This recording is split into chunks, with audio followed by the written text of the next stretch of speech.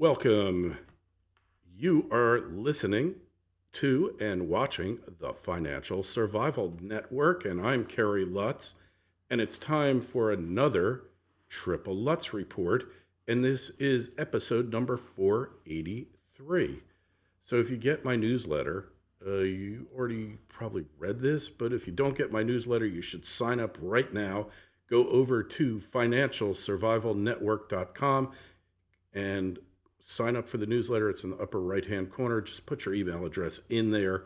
There's thousands of you who do get it and thousands of you every week or two who read it when I send it out. So a couple of things.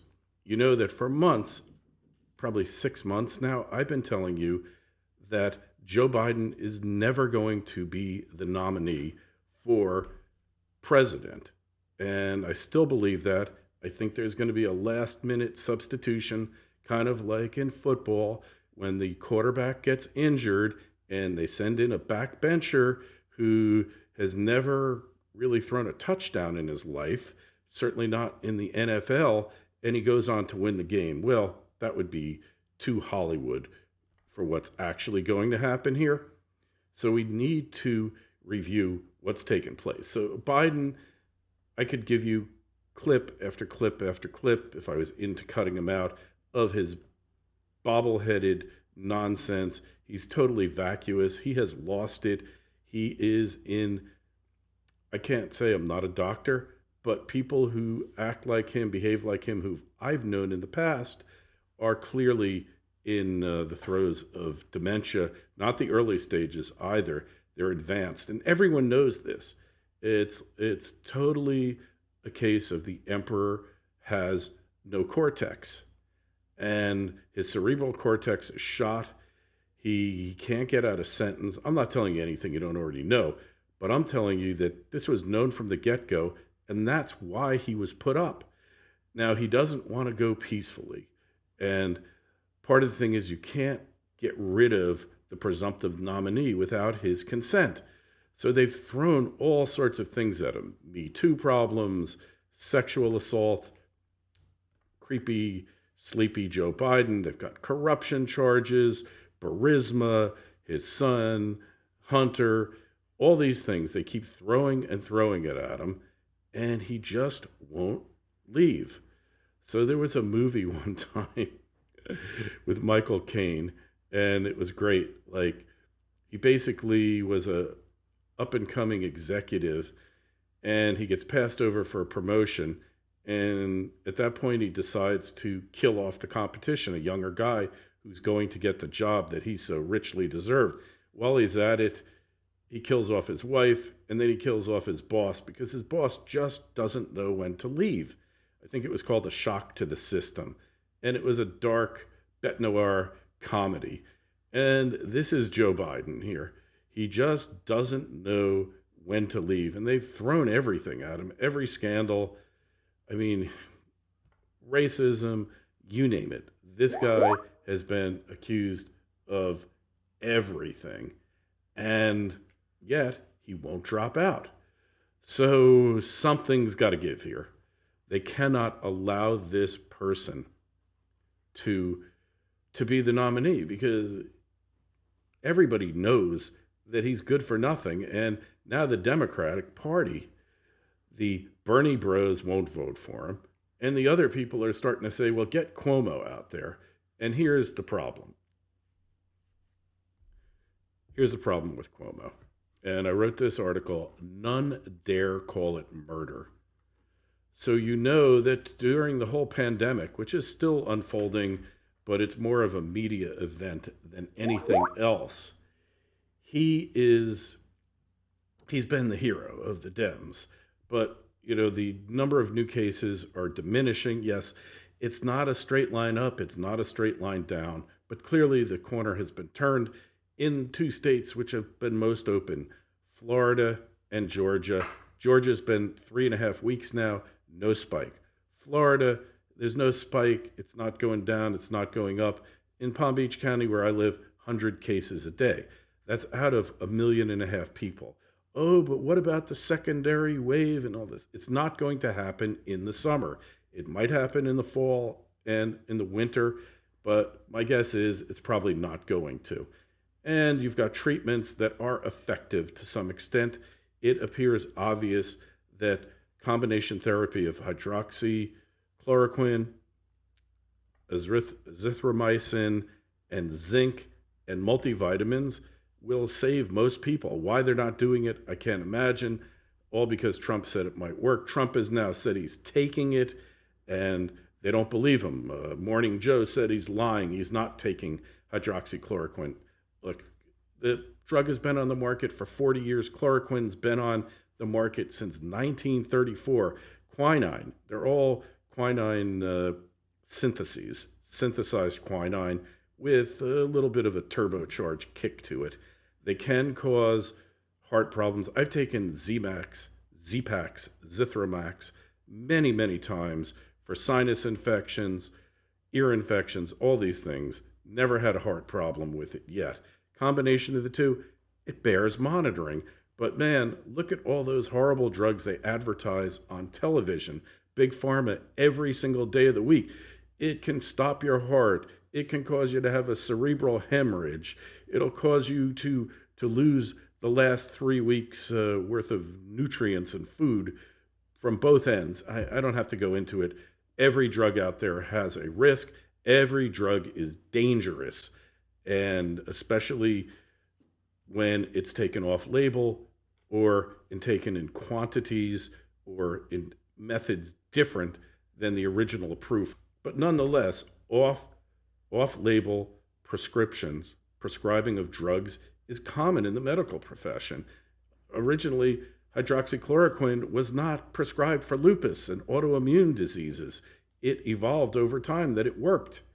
And it's clear to me that there's some efficacy to this thing. I can't say that it's the cure-all, the game changer, etc. I don't really know. But what I do know is it appears in enough studies that weren't double blinds that it appears to be effective in a large number of people if it's given early enough and in the right proportions with zinc and with vitamins, particularly vitamin C. We know this. There's little question, and yet the media doesn't want a cure to the pandemic. They want a Bill Gates sponsored, owned vaccine. And why that is, you can go speculate, but I don't trust the deep state. I sure don't trust Bill Gates. He's the progenitor, he's the successor, rather, of a line of eugenicists. So let's forget about vaccines. Now, the idea that we can't open up until everybody is cured of this dreadful disease is absurd. All right, so far, 90 some odd thousand deaths. Dr. Birx, by her own admission, says it's 25% overstated. If she's admitting to 25, it's way higher than that. Why is it overstated? A, for political purposes. B, because hospitals get rewarded for every death certificate, person dying in the hospital, and cause of death being written in COVID-19. And if they're put on a ventilator, I think they get $13,000 for just a cause of death. But on the ventilator, if they were on a ventilator, the hospital gets $39,000. So you've given them a direct incentive to fudge these numbers. And in addition, the CDC is sending out guidelines, the state health departments. When in doubt, it's COVID-19, plain and simple. But let's just assume it's 90,000 and it's going to go up to 120 or 30. All right. Terrible. It's a tragedy. It's about 3-4 years worth of traffic deaths in the U.S. All these other causes of death, stroke, heart attack, etc., seem to have greatly diminished. Now, in most states, it's not even a statistical blip. But in states like New York, New Jersey, Massachusetts, Michigan, Louisiana, there's enough deaths there that it's actually increased the number of deaths in about 6 or 7 states. But my guess is what will happen is that the number of deaths will equalize over time. In some states, 40, 50, 60, 80% of the people dying, like Pennsylvania, Michigan, others, are in senior care facilities. So when we look at the senior care facilities, a lot of these people in frail condition, and this speeded up their departure, sadly so. because everybody is owed a duty of care by the people taking care of them to see that their lives last for as long as possible, provided they're willing for them to last that long. And clearly, these governments, these governors, have totally failed. So, getting to the point, in New York, I wrote an article, None Dare Call It Murder. So, New York Penal Code Section 125 defines homicide as conduct which causes the death of a person. And then we have what's called criminally negligent homicide. That's in Section 15.10. And a person is guilty of criminally negligent homicide when, with criminal negligence, he causes the death of another person. So, and criminal negligence is defined in New York Penal Code Section 15.05, culpability definitions of culpable mental states. And paragraph 4 there is the relevant paragraph. Criminal negligence. A person acts with criminal negligence with respect to a result or to a circumstance described by a statute defining an offense when he fails to perceive a substantial and unjustifiable risk that such result will occur or that such circumstance exists. The risk must be of such nature and degree that the failure to perceive it constitutes a gross deviation from the standard of care that a reasonable person would observe in the same situation. So here's the truth. The truth has come out. At least 1,700 plus of New York State's most vulnerable citizens have died as a direct result of Governor Andrew Cuomo's state health department's edict that nursing homes are prohibited from requiring a hospitalized resident who is determined medically stable to be tested for COVID-19 prior to admission or readmission. So what does that mean? It means that you can't even ask if the person had COVID-19, if the infection's still active, if they're still communicable, if they're still contagious. You're not allowed to ask that. That is sickness. That is a depravity towards life that I in my life never believed the government was possible, that they could ever do this, that the government was capable of. I never thought so. And yet here we are. Since the pandemic began, and it began in Washington State in a senior home, it's general knowledge that elderly people with additional comorbidities such as diabetes, high blood pressure, obesity, a number of other maladies, compromised immune systems and such, they are extremely susceptible to COVID-19. And they had much higher death rates in places like China, Italy, and Spain. And other countries that preceded the U.S. outbreak have further substantiated this fact. Nursing home residents are most likely to possess or have multiple comorbidities. So like I said, the first major U.S. outbreak occurred at the Life Care Center in Kirkland, Washington at the end of February, and some 37 elderly people died as a result. At that time, senior care facilities were declared to be on the front lines of the pandemic, but evidently Messrs. Cuomo and his commissioner, Zucker, who also happens to be a lawyer, they never heard about this, evidently. So to deliberately ship actively infected COVID-19 patients to nursing homes in New York, and its other states too, which we'll talk about later, senior care and assisted living facilities, is just nothing short of a death sentence to these hapless residents. And over the years, we've seen numerous nursing home scandals in New York State. There was a guy, and they exposed dreadful conditions present there. In the New York law, the state often pays for a person's nursing home stay through Medicaid. And most New Yorkers weren't alive or have forgotten these notorious chambers of horrors that were masterminded by nursing home exploiter Bernard Bergman. But some of us are still around, and some of us still do.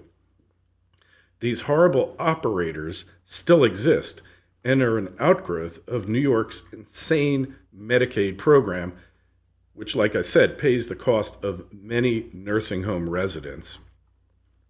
So, Governor Cuomo and Commissioner Zucker, you got some splaining to do here. Are you guilty of criminally negligent homicide? A look at the statute above. Let's talk about it again. A person is guilty of criminally negligent homicide when, with criminal negligence, he causes the death of another person. So again, what is criminal negligence? Well, you look at the statute again, and it's defined when he fails to perceive a substantial and unjustifiable risk that such result will occur or that such circumstance exists.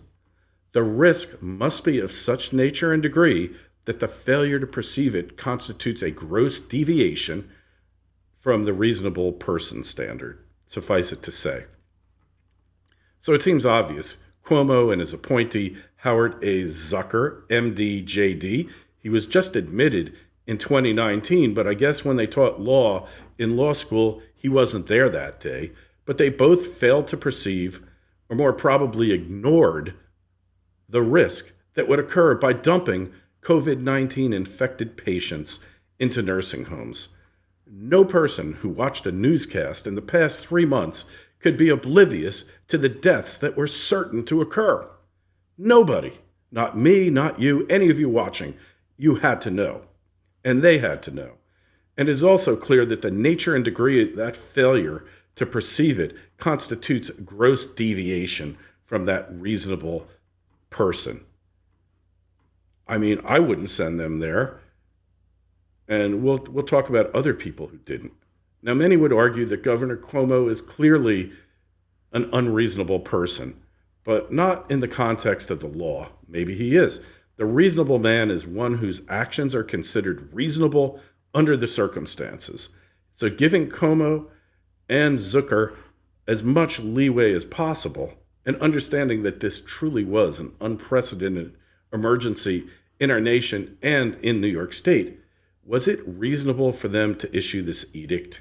Many beds in COVID-19 provisional or field hospital facilities went unused.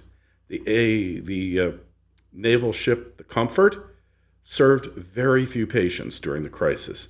Same for the field hospitals in Central Park and in the Javits Center. And they, by the way, they cost tens of millions, hundreds of millions to construct.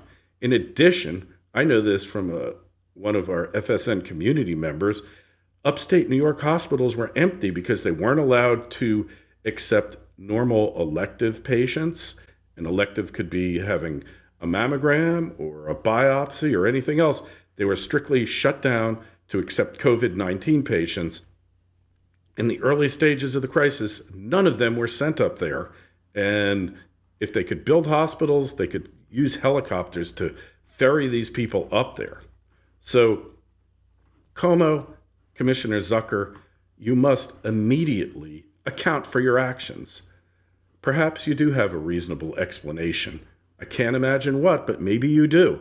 But whatever your rationale, lives have been lost as a result of your actions, and you need to be held accountable.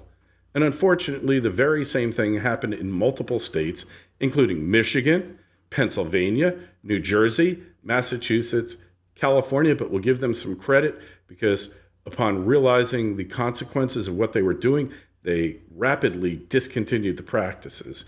We will refrain from any political observations here. Other governors in other states did not do this, and in fact, they went out of their way to protect these helpless elderly people who are literally at the mercy of the likes of Cuomo and Zucker. So look, federal rules also govern nursing home containment of infectious diseases. And there's a section on preventing infections which mandates that the facility must isolate residents when the infection control program determines it is needed to prevent the spread of infections, quoting from the regulations here, that the facility must prohibit employees with communicable diseases from direct contact with residents or their food if direct contact will transmit the disease. So the state's mandatory admission edicts, forced nursing homes, particularly in New York, to completely ignore these safeguards. And then the New York State legislature immunized them against lawsuits for this. But they didn't immunize Cuomo or Commissioner Zucker. They need to be held accountable. Compelling nursing homes to accept COVID-19 patients without proper personal protection equipment and training and disease mitigation steps was truly a death sentence to thousands of elderly New Yorkers and around the country. And it's not just the 1,700. There's a lot more. They have been covered up. We know this. Medical examiners have exposed it to some extent. We know these people really did something horrible. If this isn't a gross violation of the residents' constitutional rights, then clearly that document has lost all of its impact and importance in our world. And where is the Department of Justice and the FBI, who should be investigating this travesty now? They need to get to the bottom of it immediately, please. Finally, in Pennsylvania, trans woman Secretary of Health, Dr. Rachel Levine, removed her mother from a personal care home, slightly different than a nursing home, after ordering nursing homes to accept COVID patients. She didn't order personal care homes to do it, someone else did, but clearly she's involved in it. Clearly, this is an indication that the good doctor understood the risks of what she was doing and the vulnerability of the people she was supposed to be protecting. It's no coincidence that the overwhelming majority of deaths in Pennsylvania, at least 2,400, took place in elder care facilities. If this doesn't warrant an FBI probe, then what does? These people need justice. We need justice. Getting back to the COVID-19 epidemic, pandemic, take your pick. It was serious, especially for the people with comorbidities. In one study, 7,000 deaths were studied in New York, and 99.2% of these people who died had underlying comorbidities. So yes, it's dangerous. But to the rest of us, the 99.85% of the population who wasn't at risk of COVID-19, this was a travesty. Maybe it wasn't 99 point. It's probably about 80% got COVID-19, never had any symptoms, in the high 80s perhaps. So that 15%, the ones that needed to be protected, but your odds of getting it if you didn't fall into a comorbidity class. And comorbidities, untreated high blood pressure, untreated diabetes, uncontrolled. So if you didn't fall into that category, your odds were, like, depending upon your age, anywhere from virtually no chance to around 1/3% for people like me. 1/3%, it's a risk I'm willing to take because the odds of me getting killed on I-95 in Florida greatly exceed any of my chances of getting COVID-19. I got tested for antibodies last week. I was hoping I had them so I wouldn't have to worry about it anymore. Fortunately, unfortunately, I didn't have it. So that's good. Maybe I'm immune. A certain portion of the population is probably immune. So to shut down the global economy, to cost the United States trillions of dollars it doesn't have, and the global economy as well, and whatever the Chinese motivation was for unfurling or releasing this blight upon humanity, we can deal with that later. Something has got to be done here because our response to this has been insane, totally insane. Now, I'm willing to accept that masks might stop the spread, but every piece of advice that CDC, that Dr. Fauci gave out, turned out to be incorrect. First, they said no, very little chance of person-to-person communicable, transmission of the disease. Turned out to be wrong. First, it was 2.2 million people were going to die. Now it's probably 150,000, probably chop half of that off. But most of them are people who were probably not long for this world anyway. And that doesn't minimize it, because they're entitled to live the best life that you possibly can, even if you are ill. But the fact is, to shut down the world economy and the amount of deaths and horrible things that are going to happen, I don't need to go into them. You know it. The number of people who have diseases, cancers, untreated for 2-3 months, who won't be able to be saved, who could have been otherwise. This is truly a humanitarian crisis. And then to just go after treatments that appear to work because President Trump appeared to endorse them, that is not medicine. That's not science. It's not even politics. It's propaganda. It's pure evil. Anyways, that's it for now. Hey, love to hear from you. Tell us your thoughts on these subjects. They're really important. Really, really important. I want to hear from you. Remember, financialsurvivalnetwork.com. Sign up for our free newsletter. And the Twitter feed is @Kerry Lutz. The Facebook page is Financial Survival Network. And we really want to hear from you. Go over to financialsurvivalnetwork.com and sign up for our free newsletter. Send me an email, kl@kerrylutz.com, kl@kerrylutz.com. It's been another Triple Lutz Report. Kerry Lutz signing off.